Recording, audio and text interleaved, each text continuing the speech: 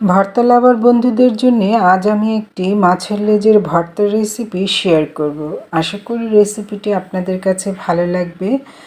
আমরা অনেক সময় অনেক মাছের লেজ বিভিন্নভাবে ভর্তা করে থাকি, কিন্তু আজ আমি ইলিশ মাছের লেজ ভর্তার রেসিপিটি আপনাদের সাথে শেয়ার করব।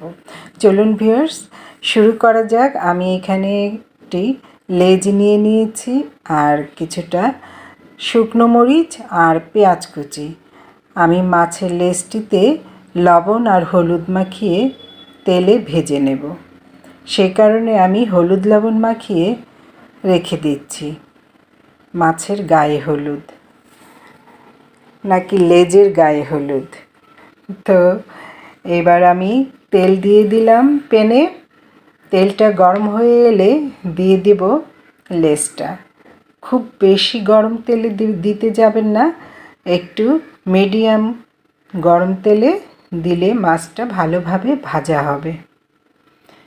একটু সময় নিয়ে আস্তে আস্তে এটি ভেজে লাল করতে হবে, তা না হলে দেখা যাবে উপর দিয়ে চামড়াটা ঠিকই লাল হয়ে পুড়ে যাবে, কিন্তু ভেতরটা সেইভাবে সেদ্ধ হবে না।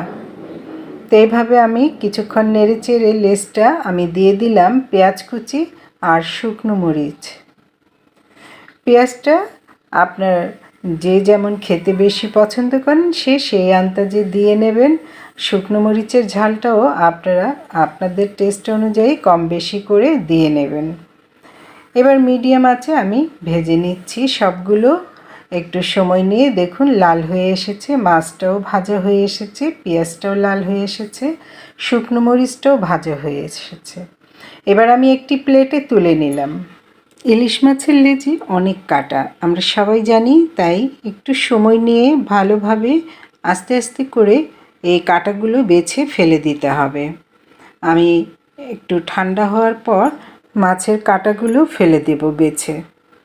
একটু ভালোভাবে সময় নিয়ে আস্তে আস্তে বেছে নিতে হবে। এখানে নিয়েছি ধনিয়া পাতা কুচি, শুকনো মরিচ ভাজা আর পেঁয়াজ কুচি।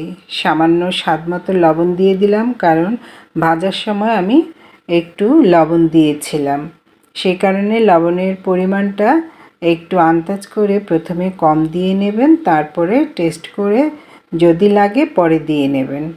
এবার আমি মরিচটা ডলে নিলাম আর ধনিয়া পাতা কুচিটা মিলিয়ে নিলাম পেঁয়াজের সঙ্গে, মাছটাও একসঙ্গে মিলিয়ে নিলাম।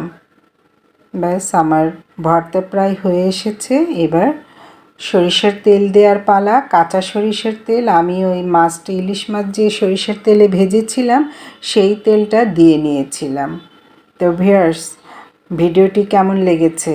যদি ভালো লেগে থাকে একটি লাইক কমেন্ট করে দিবেন আর পেজটি ফলো দিয়ে দিবেন। ইউটিউব চ্যানেল থেকে যারা দেখছেন তারা চ্যানেলটি সাবস্ক্রাইব করে পাশে থাকা বেল আইকনটি প্রেস করে দিবেন। শেয়ার করে দিবেন অন্য বন্ধুদেরকে দেখার জন্যে। গরম ভাতের সাথে দারুণ খেতে।